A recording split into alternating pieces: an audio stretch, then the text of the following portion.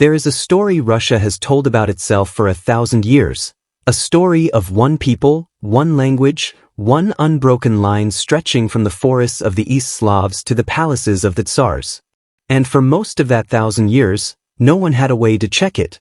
Then geneticists opened the archive that no chronicle, no coat of arms, and no imperial decree could rewrite: the genome itself.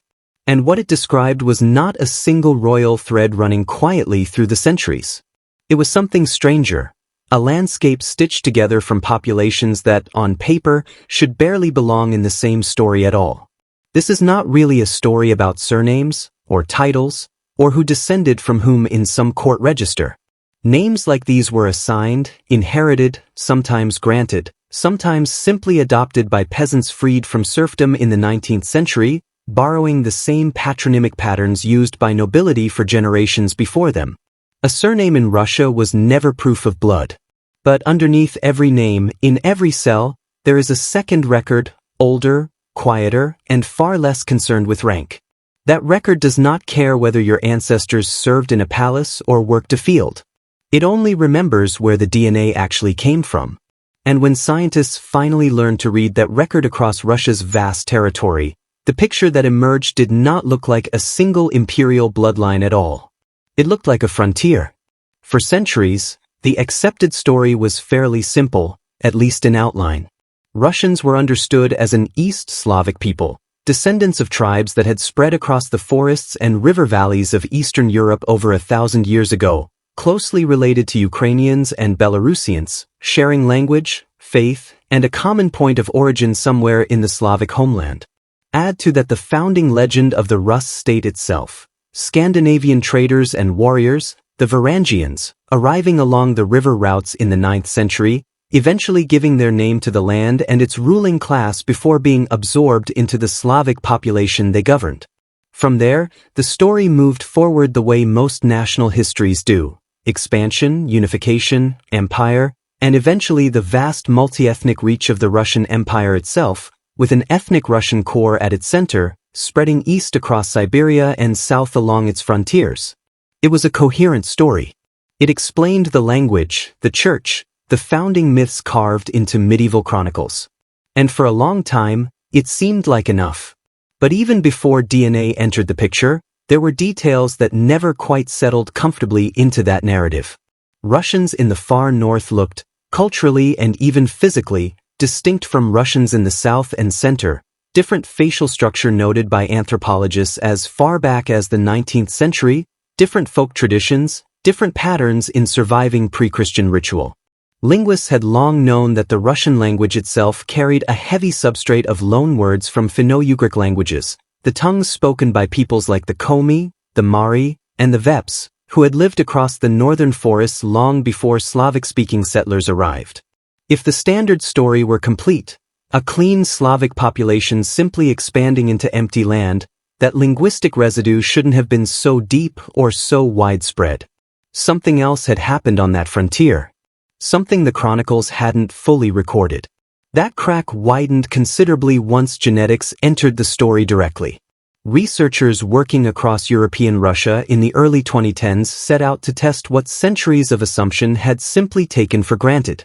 Using genome-wide data, hundreds of thousands of genetic markers compared across Russian populations from different regions, alongside neighboring Finnic and Baltic groups, they were finally able to ask a question no chronicle could answer. Were Russians, genetically, one population or several? Site index equals 13-1. The results showed clear genetic heterogeneity across the regions studied. Russians sampled from the central part of European Russia, Tver, Murom, Kursk, showed close genetic similarity to populations from Central and Eastern Europe, while Russians from the far north, in the Mezin district of Arkhangelsk, stood noticeably apart from them. /site, this was not a subtle statistical footnote. It was a visible, structural divide inside a population that had always been described, culturally, as one people. That was not a contradiction. It was a signal, and it pointed directly at the old linguistic clue historians had noticed for decades but couldn't fully confirm. If this kind of investigation, where a single population turns out to hold multiple hidden histories, is the sort of story you find yourself thinking about afterward. It's worth staying for what comes next, because the explanation researchers arrived at reshapes how we should think about Russian ancestry altogether. Site index equals 13-1. The genetic distinction in northern Russian populations, the researchers found, was the result of admixture with Finno-Ugric populations, most significantly the Komi people, whose distinct ancestry component was strong enough that the researchers proposed the Komi as a second genetic pole of diversity in northern Europe, standing alongside the Finns themselves. Site. In other words, the northern expansion of Slavic-speaking settlers into the forests of the far north did not simply replace the people who were already living there. It merged with them, repeatedly, and over a long enough period that the genetic signature is still clearly visible 1,000 years later. At this point, 3 explanations were on the table, and none of them alone fully accounted for what the data showed. One possibility was a single, early wave of intermarriage, Slavic settlers and Finno-Ugric communities merging quickly during the initial expansion into the north, with the resulting population then staying relatively stable for the centuries that followed. A second possibility was a longer, staged process, Finno-Ugric ancestry entering the northern Russian gene pool gradually, in layers as different Finnic-speaking groups were absorbed at different points across centuries of contact, rather than in one clean historical moment. A third possibility, and the one the regional data seemed to favor, was even more specific. Site index equals 15-1. The proportion of Komi ancestry in northern Russians appeared higher than the Finnic ancestry from other groups, suggesting a two-staged pattern in which different Finno-Ugric populations were incorporated at different times, with Komi elements entering last. Site. The far north of Russia, in other words, was not settled once. It was layered, generation after generation, by contact the written record barely preserved. And this is where the story stopped being only about the north. A landmark study published through Biobank Russia, analyzing thousands of individuals across the country's genetic and medical records, extended this picture dramatically. Site index equals 14-1. The research described a unique admixture running through the broader Russian population, shared genetic properties bridging European and Asian ancestries, and proposed that susceptibility to certain complex diseases in Russia is shaped by variants inherited from multiple distinct ancestral populations, not a single genetic source. Site. This was not a regional curiosity confined to a few northern villages.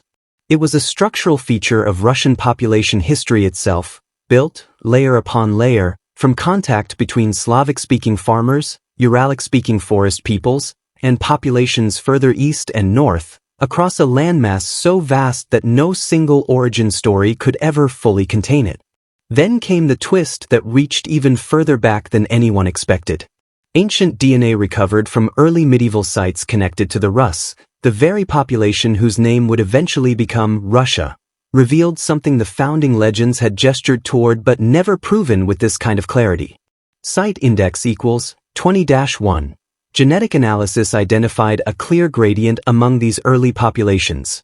Individuals genetically closer to Slavic groups clustered separately from a distinct, ancient North Rus cluster showing strong Finno-Ugric, or Uralic, affinity, echoing patterns already known from historical and archaeological evidence. Site even more strikingly. Site index equals 20-1.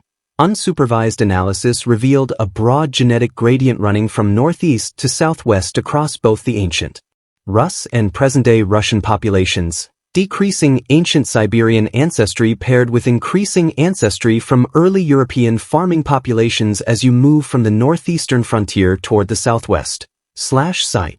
Not a single founding people, expanding outward from one point.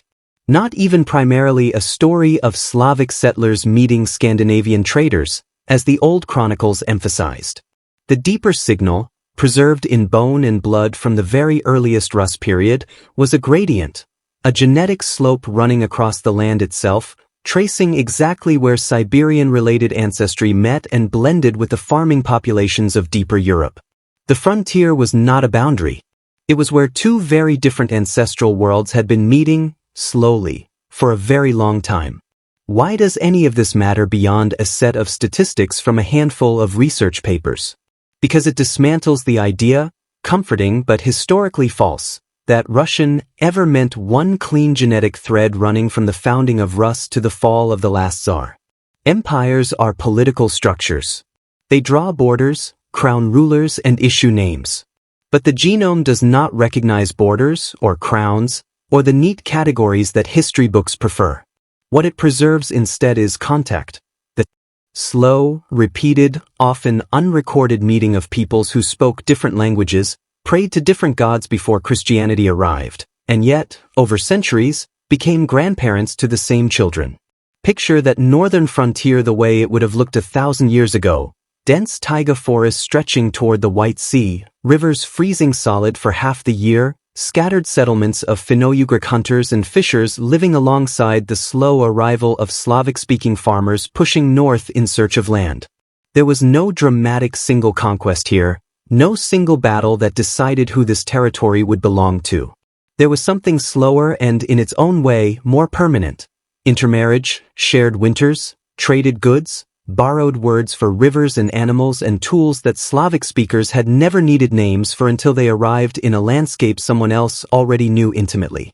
That quiet, undramatic contact is exactly what modern genomes still carry, not because anyone recorded it, but because biology remembers what history sometimes forgets to write down.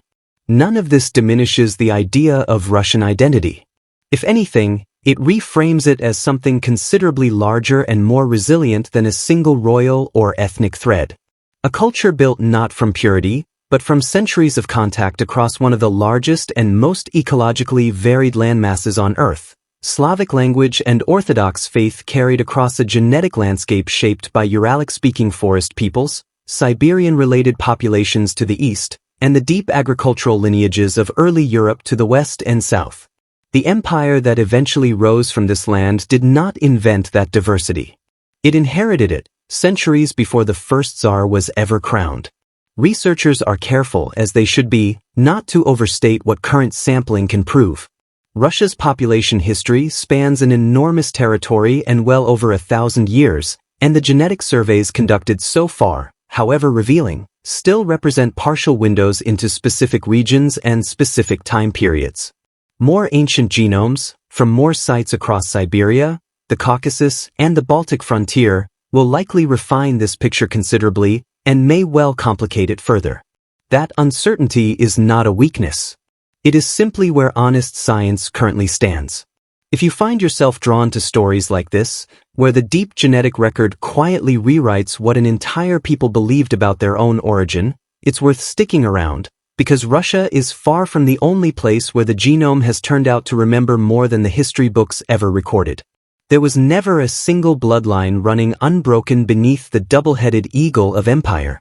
There was a frontier, vast, cold, and endlessly layered, where forest peoples and farming peoples, Easterners and Westerners, met again and again across 1,000 winters, leaving behind not a pure inheritance, but a shared one. The names people carry today were given by history, by faith, by administrators filling out records centuries after the fact. But the deeper inheritance, the one written in the genome itself, tells a story with no single origin at all, only a long, patient meeting of peoples, still legible in the blood of everyone who calls that land home.